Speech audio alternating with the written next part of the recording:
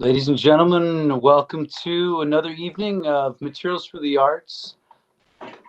Our third Thursday this evening is a special one because we are going to be able to tour virtually and meet our current artist in residence, Dario Mohr.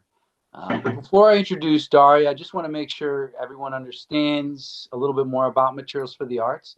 I'm John Cloud Kaiser, the education director here at Materials for the Arts. And what we do is collect materials, reused materials that might normally be thrown away by the truckload, fill a massive warehouse here in New York City, and then distribute those materials to artists, to schools, and to arts organizations that make art possible for thousands and thousands of people across New York City. And because of what we do, we're lucky enough to meet some of the most amazing and cutting edge artists in the world that gravitate to New York that make artwork with reused materials. And Dario Mohr, who's joining us tonight, is one of those artists. Hello, Dario, and thanks so much for coming this evening and for your artist residency. Hi, John. Thank you so much for having me and helping make this possible. Absolutely, and it's been such a pleasure to watch your process and see the creation unfold, and also be able to see some of these videos and photos online and social media of you going through the warehouse and finding different materials and really having fun with it. And it's really inspiring, probably for all of us. We're trying to be creative, so thank you. We've had Dario, working in his own studio in our massive warehouse, and so he's been able to literally explore the warehouse, find materials, and create a pretty large series of large pieces, which are now on display at Materials for the Arts. But because of the quarantine, we're sharing it with you tonight through a virtual 3D tour, which you can access after tonight's show, and you can actually walk around in the gallery and check out the work, which is pretty cool. One of the reasons we're excited to have Dario Mohr as our artist in residence is because of his experience as an amazing artist. He's had shows just recently.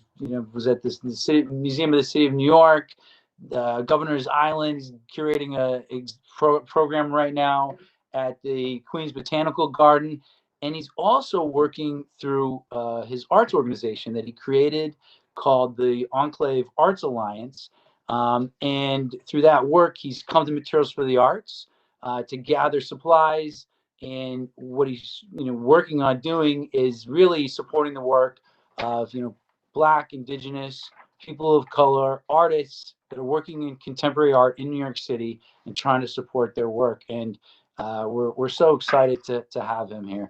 Um, the exhibit at Materials for the Arts, you'll see, and Dario will explain to you in his own words, and then he'll have time for you to actually ask questions afterwards. So stick around, and I'm sure there will be a lot of questions. But really, to just specifically talk about Dario's work, Dario Mohr got into Carl Jung around 2014 when he noticed the uncanny coincidences that seemed to follow him on a daily basis. And he started writing lists of his daily synchronicities and became aware of how pervasive character archetypes are in entertainment and even in his daily interactions. Archetypal characters, though rooted in psychology, have a really close association with literature. Music is a poetic literary form which has been shaped by the archetypal persona of artists through their work, although seldom viewed through the lens of archetype. And using previously completed artworks and reused artworks, even specifically from his own collection, from his own creation, and items from the warehouse, he was able to build interdisciplinary works referencing the lives and imagery for the many legends he idealized in his youth.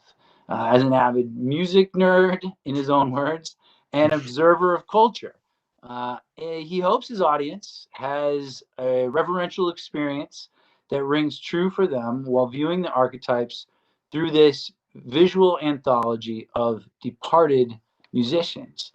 And that's just beginning the conversation, in the words of Dario. So without further ado, we're going to enter into our virtual gallery. And Dario, I believe it'll be, in a sense, a walk with you and I, and I'll do most of the listening. And again, thanks so much for having your work in this space. It's been a pleasure, and I'm excited to hear more about what you have to say. So we're going to be joined as well by Bliss Green Moorhead, who's our communications director, who will guide us on our adventure here. All right, we can already see the beginnings of some of these pieces. And if you go to our website, you'll be able to access this virtual tour by clicking in to materialsforthearts.org and into the show. So Dario, would you mind maybe introducing the piece and just telling us a little bit about each of these pieces? Wow. Thank you so much, John. So this is the first piece of the series. This is in the main gallery. This is called Baby, I'm a Star. And I wanted to set the tone for memorial and reverence with this piece through something that's universally recognized in that vein, flowers. The flowers that I chose were very vibrant and flamboyant in color. And I chose those to kind of illustrate the larger than life star quality for Baby, I'm a Star. And there's been a trend in music as well, with like hologram concerts. And I think I also subconsciously was inspired by that for this particular piece, specifically from the Super Bowl halftime show of 2018, which was somewhat controversial, but it did give me some food for thought for this particular piece. And that is a painting in the middle of the face? It's a projected painting. So a lot of these pieces in the series do incorporate paintings and works that I created previously, some of which had been sold or lost, or but for this particular one, I projected a couple paintings that actually alternate. And underneath it right now. Underneath the face, am I seeing the torso of a human body? There is sort of there is a figurative torso down there. Yes. What are some of the other elements in here? This is fantastic, and this is like 8 feet tall or more. Yeah, it's like 9 feet tall. There's some fur. There's some other fabrics and textiles that I found. There's a lot of cotton actually towards the bottom in this little trough that well, I saw it as a trough, but it's actually like a giant stage light. And yeah, just some other odds and ends that I think just came together for me for this piece. Awesome. Well, let's see what else we got here. So Bliss is driving us around here. Oh, wow. Right away. Pow.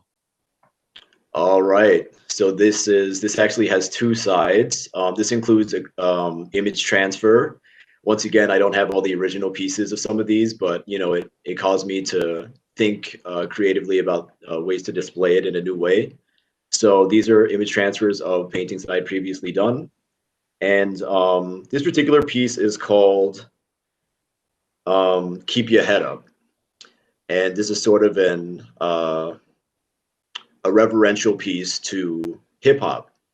A lot of people from this particular genre of music, actually, probably out of all the genres of music, hip hop has the most murders in its history. So I wanted to create a piece that really, really honored a lot of the fallen artists. Wow. And I feel that reverence. I feel that the darkness, the light. There's definitely right away I'm feeling like a shrine, element. Just personally, it's beautiful. Very. Thank you, John. Yeah, that's definitely become a big part of my visual vocabulary. And yeah, this has just been a new direction for me. It's been exciting, thinking about a lot of my idols growing up in a new way. You know, I think a lot of us, we, you know, just entertainment culture, we find different, we have different people that we gravitate to in different arenas. Some people have a lot of, you know, athletes that they're fans of, or actors. For me, a lot of my heroes in entertainment were musicians, and I think in some way because I wanted to be a musician when I was younger. So this was just a fun exploration in nostalgia and a lot of you know, thinking about a lot of musicians who have passed on, who I think in a lot of ways I connected with, and I wanted to kind of uh, bid like well wishes to their legacy through my art.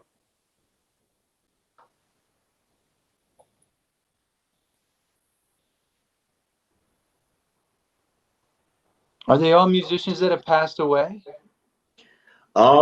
Yes, they all are deceased, and they're all people who have been in major ways influential in my life, or you know, either directly, whether they were artists that I sought out particularly, or if it were people that like my mom listened to and was just sort of like a part of my just my upbringing. And that actually brings us to this piece, Wow. which is called "I Got Life." And it's probably the smallest of all the pieces of the series, but it's also the brightest. And really, for this one, you know, I used glass and other things that were translucent to really like let the light shine. And it has a lot of supporting characters in it. It's a little, you may be able to see a little bit better in some photos. And in the video that we're going to play a little bit later, the performance ritual. But yeah, this one has a lot of supporting characters that were inspired by sort of the central figure of the piece. And I wanted it to feel like they were all together, sort of helping build the strength of the piece. It's beautiful. The symmetry. Just seeing these pieces and starting to see the symmetry and this language of symmetry is pretty fantastic. Thank you. Yeah, symmetry is something I don't know why, but it's something that I end up sneaking into a lot of the work that I do. So it's cool that you say that. Wow, look at this. Yeah, this one's called Natural Mystic. This was the first piece that I created for this series, and a lot of a lot of it deals with objects and things that reminded me in some ways of my childhood. It also has a couple paintings that I had created previously on acrylic. I have a lot of childhood memories of my mom playing music from the islands when I was growing up, and I wanted this piece to feel like, you know, very earthy and also reminiscent of the 60s and 70s and, you know, the reggae music. Wow. And we're seeing like it was almost like a red carpet leading to a set of drawers with a. I remember reading something about how you saw your reflection in the mirror and then you step back and you saw there was like a almost a body in the whole structure of it or something. That was my first instance, actually putting the mirror on top of the drawers with the cabinet doors open. Huh.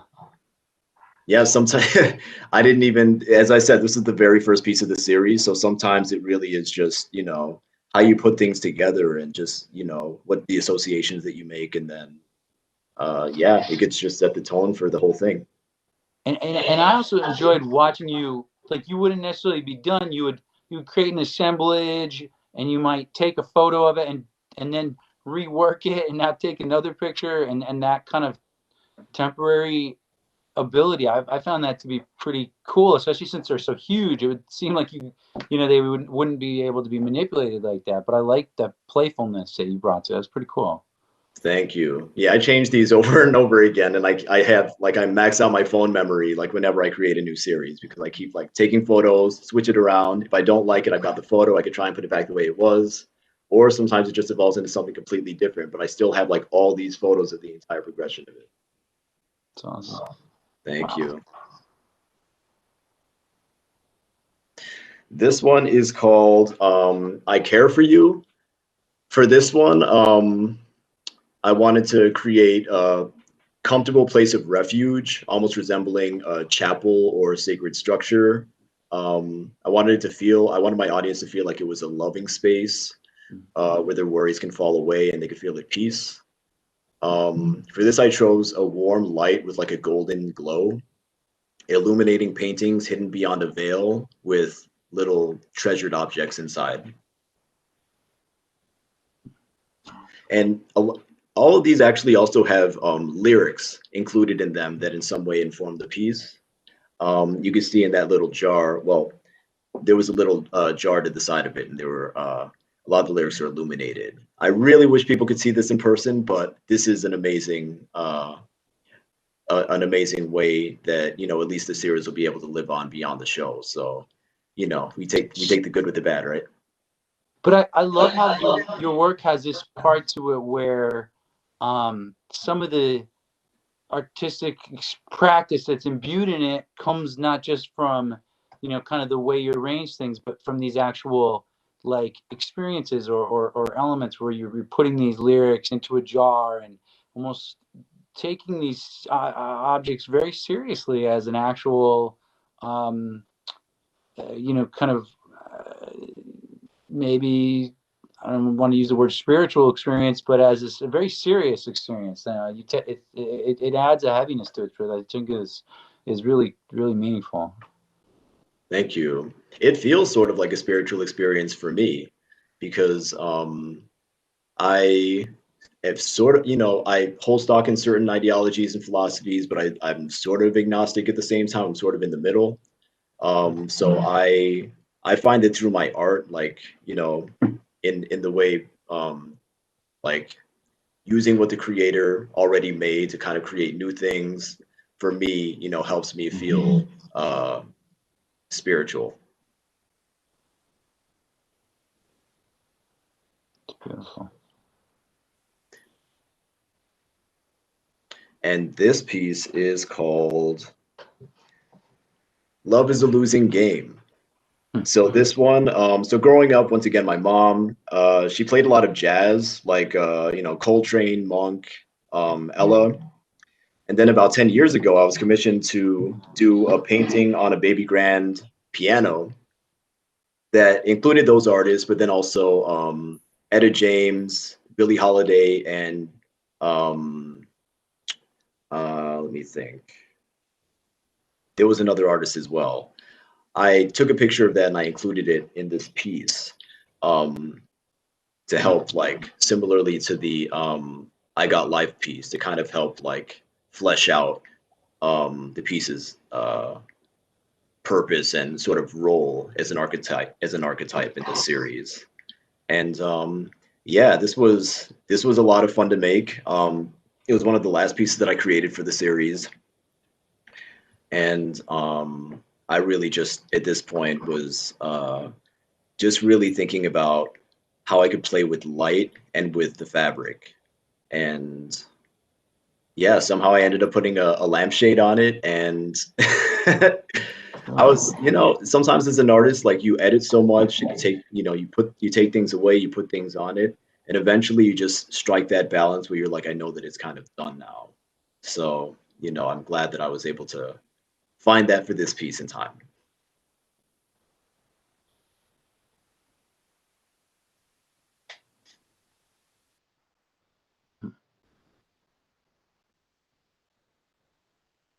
Wow. All right, and then this one is called Man in the Mirror. And it's sort of a bookend to the first piece that we saw in this space. You can see legs, arms, you know, some of the pieces, that first piece. This piece also includes translucent material. I built this as sort of thinking about a figure wearing almost like an enchanted robe. That's how I saw this. I first, you know, I actually, you know, shout out to Materials for the Arts. I found this really cool black, I'm not quite sure what this thing is, but the armature for this, um, they're actually supposed to go into little slots a certain way, but I turned them outward. And when I saw that, I just knew that it was some sort of figure. Similarly with the natural mystic piece. So yeah, it just became natural putting everything else together. And this is one of those pieces that just kind of came together. Wasn't really fussy at all. I think this one only took maybe about a day.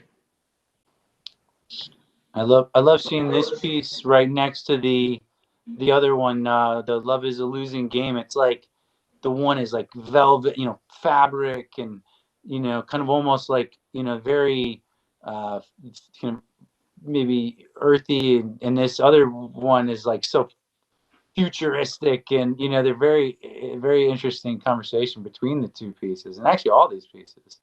Very cool. Thank you. But still that symmetry there. So now we get to go to the other space, which was actually originally, oh, look at this. Here we go. So, wow, this is one of my favorites here, just because of, where else would you get all of those Apple computer, pieces to use in the background? It's just so cool. I think I remember you saying that it would cost you like thousands of dollars to get all these pieces from all these Apple laptops. And yeah, where else with materials for the arts would that be possible? So thank you. This one's called Points of Authority. I was thinking of just, surveillance, infringement, sort of inspired by Yuval Harari's book Homo Deus, which inspired a lot of my recent works. Sometimes it feels like we're all living in like glass walls with technology, like tracking all of our behaviors, with science, hacking our biology. And I think with this piece, I was thinking about just the Mac computers, just data, understanding everything that you like and knowing how to sell things to you. And you're just kind of being stuck and trapped and not really liking that headspace. Not really, there was sort of like a fighting that I was feeling while making this. And those are like fish tanks. Mm-hmm. Yeah, I think so. I honestly don't fully know because there are these little bubbles inside of it. It's like some kind of window display or fish tank, or I put it together and I thought of the panopticon. That's what I thought of when I put it together. I was like, okay, this is gonna work. I don't know what it is, but it's gonna work. It looks like you could definitely do some computing. Mm, It's beautiful. thank you. Oh, I should mention with this piece, actually, I almost forgot. There's a little bit of, it's very sterile, but there is just a little bit of raspberry powder in some of these beakers and test tubes. Just kind of a nod to some of my inspiration from the book that I mentioned earlier, Homo Deus.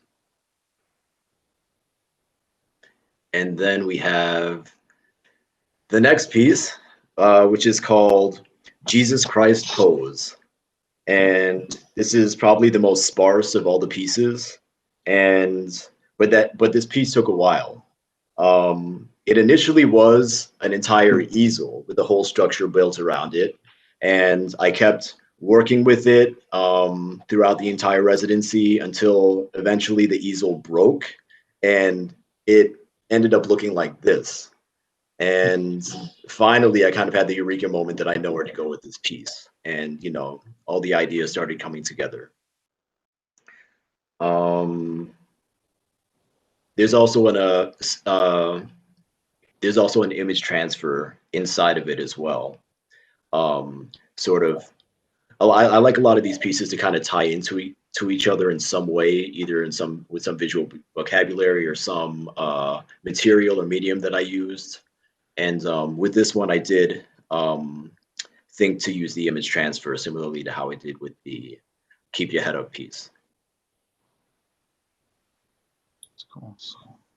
And so just to be, so an image transfer literally means you're transferring almost like an ink type of a print through using a kind of hardening the substance on there and then just literally transferring the ink from the imagery? Yeah, so I use gel medium. I did a couple demos for materials for the arts. They should be on the materials for the arts pages. If you want to check those out, those are actually, they'll show you like how I did it. But basically I use gel medium, which is basically like an acrylic like glue, and I put it over like an inkjet print and then soak it in water, rub off all the pulp behind it, and then it'll leave behind the image. Yeah, I was checking those tutorials. That was pretty cool. I definitely recommend for people to look at those. Thank you. And then this one is Wicked Garden. And for this one, I wanted to create sort of like the antithesis of a garden. I want to make it out of stone. There's also a little bit of elephant skin in there. Really no plant matter at all outside of these little comic book pages that are here. You know, that's the only real allusion to anything plant related. With this, I was thinking about a garden that had been burnt down and had been taken over, and there had been like an Art Deco style skyscraper built in its place. At least I was sort of thinking along those lines when I created it, when I put these objects together. And sort of just the spirit of pillaging and taking over new territory, conquering, and then just sitting there like a stately monument of colonialism. Wow.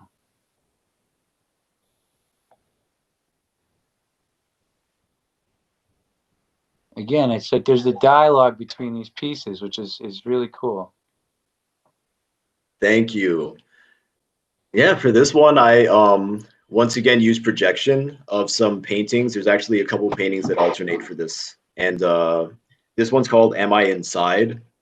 This is the most funerary in aesthetic of all the pieces. They're all, related, or they're all referencing deceased musicians who in some way I felt like played an archetypal role in contemporary US music. And for this particular one, I used a lot of black lace, candelabra, a lot of tea lights. I also, you'll see in the ritual, I'm trying not to, you'll see it in the ritual, but there is a book that I end up activating this piece with as well. And you'll see the way that plays out.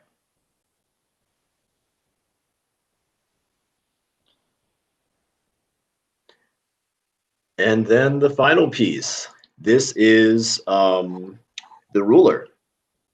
And this one is the keeper of all the kingdom's secrets and plans on how to reign over the industry. I was inspired by medieval Europe in terms of the color and yeah, just the really, I was thinking about Game of Thrones most of the time while I was making this, and also just like thinking about this whole thing as a story, this whole project, Archetypes of Visual Soundtrack, as something like a story or a play. And while I was thinking of that with this culminating piece, it just felt natural to kind of make this like a stage using the theater lights and kind of referencing that kind of theatrical aspect of storytelling. Wow.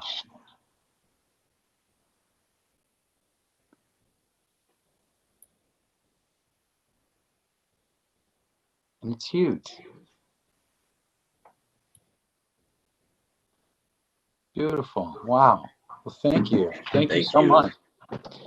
I mean, thoughts that come to mind are just, I'm amazed that you were able to create so many larger than life pieces and you know fill two big gallery spaces. It was beautiful, but also just the kind of the dark lighting and the kind of the spotlighting and the reverence that's given to the work is it kind of reminds me of my own, you know, experiences with art that made me love art throughout my life. Were all very serious experiences. They were real, and they went deep.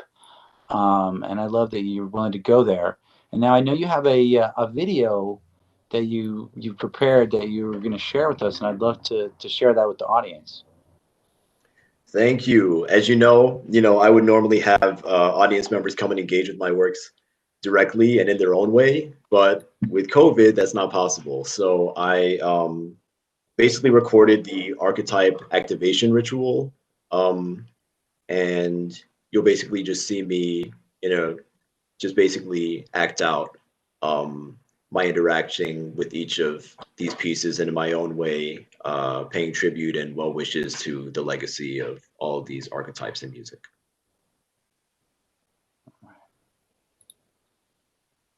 So we're going to check out that video now.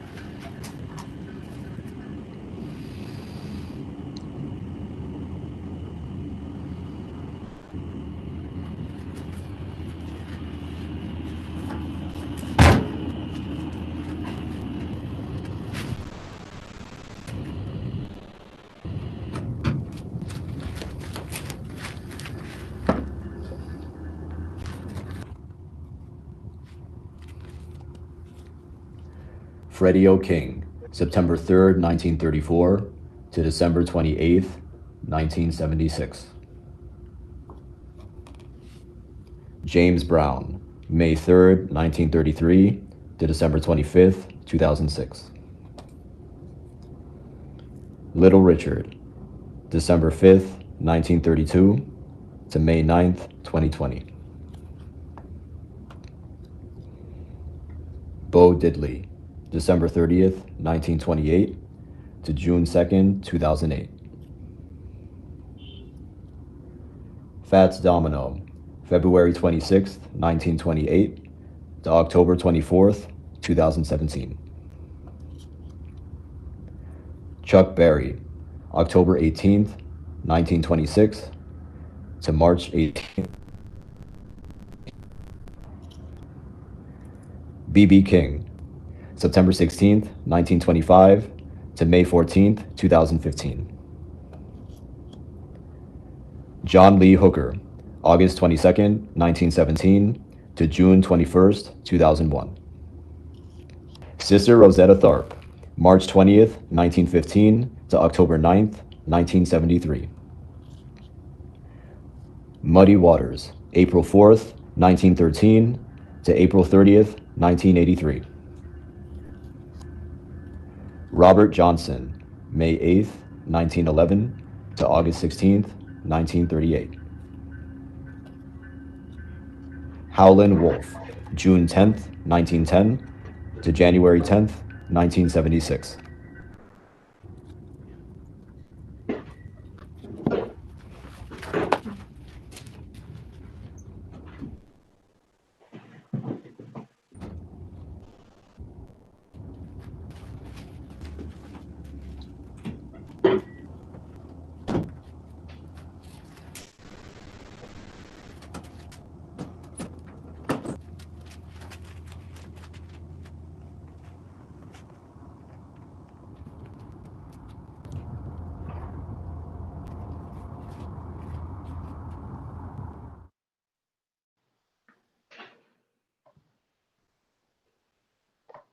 Wow.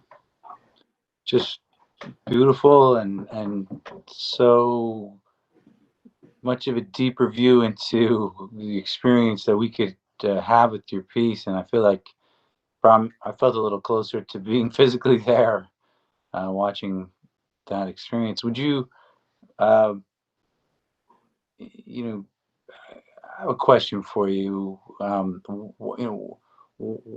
Why? What are the experiences? Why do you feel so powerful about about the archetype and about sharing this with other people? I mean, I feel like we all embody different archetypes at different times. I don't think anyone's one all the time, but I think that music has been interesting because musicians have different personas, they have different things that they often maybe share through their music. Not that that's all that they are, but I've been compelled by a lot of lyrics and uh, you know, bravado, stage presence, whatever it is. As I said, a lot of musicians have been a lot of my idols growing up. So I think that that compels me. But also, I think I'm just a little bit obsessed with archetypes, even to the point that whenever I watch a movie, like I'm making mental notes of which characters are playing what archetypes, and I don't know, I'm just that way. I think it's very meaningful, and it's as an observer, I love the way that it allows maybe each person to kind of project their own personal kind of psychology onto the work as well, which is healthy. For me, I think right now we're all learning more about our own mental health in different ways and the importance of it, and all the kind of sophisticated ways like art and reflection and meditation that can play a role in that. And I think this has struck that nerve for me. I don't want to talk too much in the sense that I know you had mentioned to me that you were very interested in hearing questions and thoughts from the audience. And people can't necessarily just ask questions on our live feed, but people are typing in things in the chat. And folks, we welcome you to ask questions. Already there were a number of thoughts that people had. Definitely, lots of people commenting that they love the work, and that they were impressed by the use of light and inspired by that. Some people, some were asking about your own religious background. In terms of your childhood, but also people were mentioning your connections to alchemy and all the everywhere in between. Sure. So growing up, my mom's from Grenada, so I guess that I was raised Anglican. We went to Episcopal churches. That's the U.S., I guess the that version of it. I was baptized probably when I was around 8, I think. And that's because very young I did have a father figure who was Jewish. So I think my mom actually told me once that she wasn't quite sure what religion I would grow up under. And, so I ended up becoming baptized when I was 8. And I think around middle school or so, I just had a lot of questions. And, eventually I just found, that I think a lot of religions have validity. I don't know which one I hold stock in fully. I don't think I can in any of them. So I kind of just like keep my mind open and, just keep learning. And I think that it's enabled me to, see spirituality in a different way. I actually, I found meditation when I was in high school, and I was interested in transcendental meditation for a little bit. I took, a few years of courses at the School of Practical Philosophy, but then eventually I did a 10-day meditation retreat course, Vipassana meditation, and I've been trying to do that every single year since. So I don't always take the time to practice, but I do find that that's when meditating and creating art are when I feel most spiritually connected. I think a lot of people could feel that in the work. People were asking about, the commenting and thinking about the digital piece, the piece that's with the computers, asking about maybe, is there a statement behind that as far as on technology, a reflection on technology, on where we're at? Would you say there's statements in these pieces, questions? Sure. Some of them are more, I guess, overt than others. I think the title "Points of Authority" in some way kind of sounds like a bolder statement than some of the other ones, but they all, I guess, in some way are a statement. Some of them more political than others. I do think that, yeah, with that particular one, as I mentioned earlier, I was definitely thinking a lot about just my feelings about technology, even just like I had a conversation recently about social media with a friend, and like he took off Instagram from his phone, and I was thinking like, man, I can never actually take off Instagram or like Facebook or any of these things because I need to promote like my art. I need to, promote other artists through, Enclave's platform, my nonprofit for artists of color and Black and Indigenous artists. So, because I have that responsibility, I can't ever really get off social media. And yeah, I mean, with social media, you'll always be enticed by advertisements. They'll always, track what you've looked at and try and, the algorithm will automatically find other things that you may like because you looked that up. And, it's not just social media, it's Google and everything. So in that way, it's annoying because you can't really escape like being sold to and, all your data being, all that stuff. So goes back to the kind of what I mentioned about glass houses. Like it feels like we're all just sort of, naked and all of our information is out there to be exploited. What about then the raspberry powder and the relation to that aspect of it? I think with that particular piece, like I was definitely thinking of a sterile environment, and raspberry powder was like it's natural, but like it's like a concentrated like powder. Like it's not the original raspberries. Raspberries are dead and gone, and it's been powderized. It's like the I don't know, maybe you think about it like ashes, like you know, but that's what's left over of the organic matter, and it's in a test tube and you know, beakers and things where it can be, you know, experimented with or dissected, you know. That was kind of where my headspace was with that choice.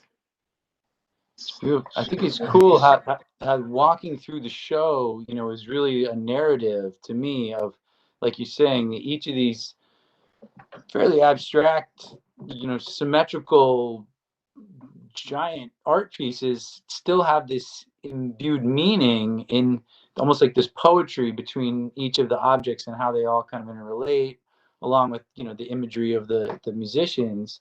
And then seeing you activate the pieces in the video, even more, you know, brought them to life. And I there's like, you know, it's interesting how, you know, it was like a different form of storytelling a little bit there, you know, to me as well, which I found to be pretty refreshing. Um, and like in every story, there's archetypes, you know, and they encounter each other and they tell a story by how they meet, you know, the stuff we already know about them that we, you know, it's very, very cool. Um, you know, so someone says, why the red curtain in the Love is a Moving Game piece? So here we Oh, start at the Love is a beginning. Losing Game. Love is a losing Yes. game. Sorry. Why the red curtain? Yeah, so that one's I so a lot of jazz musicians, but I think the particular one that I was thinking of often performed with a red curtain uh in the background. But for some reason that was just the aesthetic, like a red velvet looking curtain with like hanging lampshades. And I think that when I was using the material at first, once again, this one took me like a little bit of time.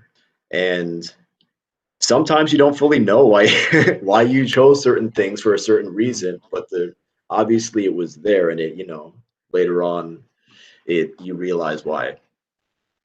So someone else commented that they felt that the light in many of the pieces feel like they're almost cores or hearts radiating, and I can definitely see that in the red heart. They say the radiating is alive and feels open. So that's interesting. That's beautiful.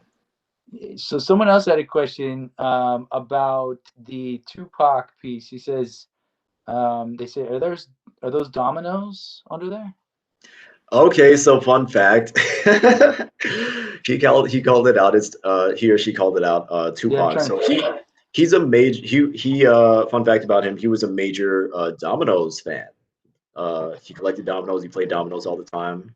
And I also thought that it was just an interesting um kind of metaphor for like, you know, falling dominoes, fallen you know, musicians. And sometimes if there's strife between them, like, you know, like with Tupac and, you know, Biggie, you know, falling as a result of each other. Hmm. Uh, yeah, so I think a lot of that was at play with this piece. Hmm. A lot of that thinking. So someone asks, you know, about the piece with the cross or the easel that maybe looks traditional, Jesus like kind of Christ the cross. pose. And they say, you know, what's the significance of having the dreidel in the piece? Yeah, so as I said, so the author of the song Jesus Christ Pose actually uh was half Jewish and half Christian. And so that came into play. But also, I mean, me personally, as I mentioned earlier, you know, in some ways I connected with just searching and, you know, meditating on the creator.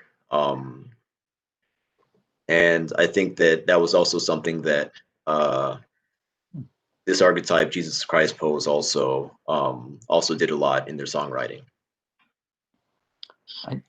I think it's very cool how you're willing to go into these, you know, deep and kind of sometimes scary territories of talking about your own religious and spiritual experience, you know, the politics that are, you know, kind of inherent in some of these pieces. And you know, I applaud you for that, and not only that, and the taking your artwork outside even of the realm of always making art and supporting other artists, you know, and that, you know, is politics in and of itself. So it's awesome.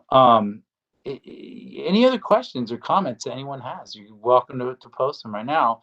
But in the meantime, I have a question for you, which is, you asked me earlier, you know, what archetype would you, who are you? What archetype are you right now? Or is there a certain kind of archetype you're interested in? Oh man. Maybe Well, not who you are, but I definitely don't think there's one. I mean, probably okay. most obvious, maybe the creator. But I think probably in terms of my life outside of art, definitely the explorer. And probably some of my natural default presets are the outlaw. All right.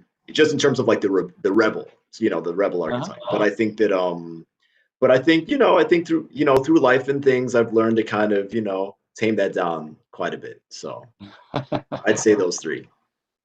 Well, you can see it. You can see it in the work. It's a story of it. It's beautiful.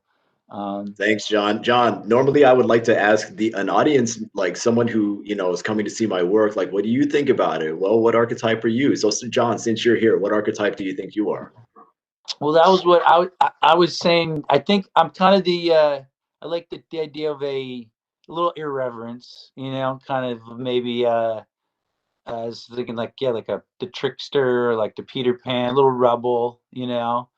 But you know, it's like you say, it's so hard to pin oneself down, because it's like, to me, what makes the archetype thing so interesting, just personally, it's like, you know, we have words, and it's like the words say exactly what the thing is, you know, ball. It's not, there's no room for interpretation.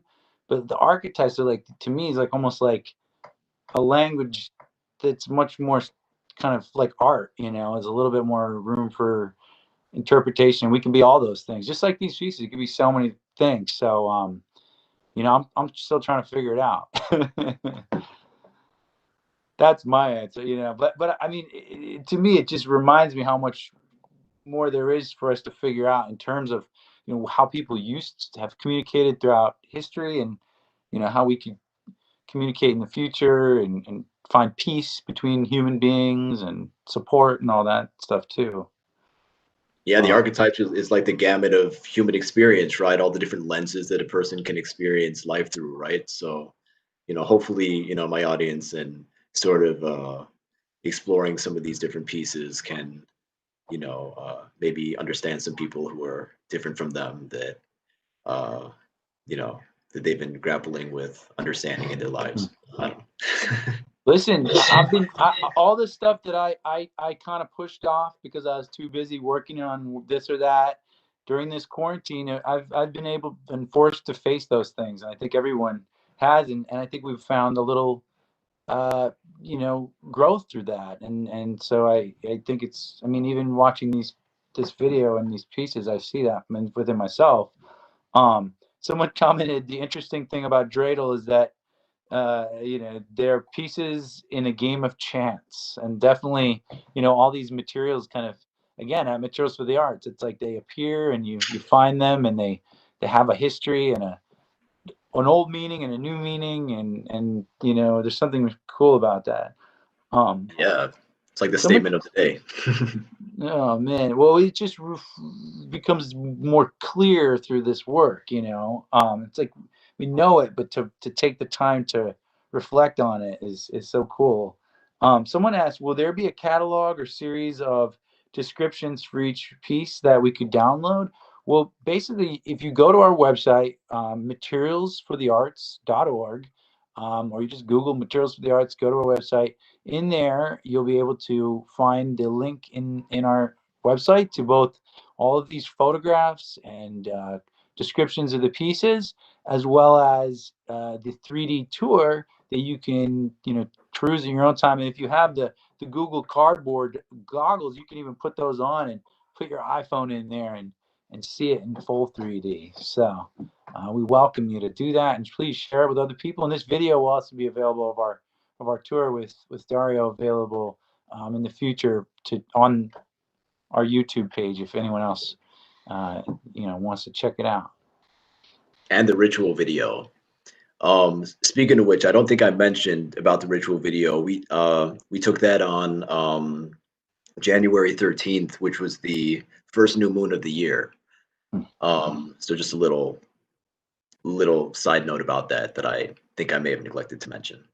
Well, it's beautiful, and that ritual. I mean, the new moon ritual and not to push it too much. Does that mean that when you were writing things down, you were writing like hopes for the future or some kind of an intention? Yeah, I mean, new moon's all about usually about manifesting intentions in your own life, things that you want to see. And I think for this series, I was thinking about, I was thinking about the legacies of these musicians and thinking about what I'd like to see for their imprint in the world and their continuing presence in our lives, even though they've moved on. We've done them a great honor, and I think all of us are gonna want to learn a little bit more about the musicians that we know in your show and some of the ones that we're less familiar with. And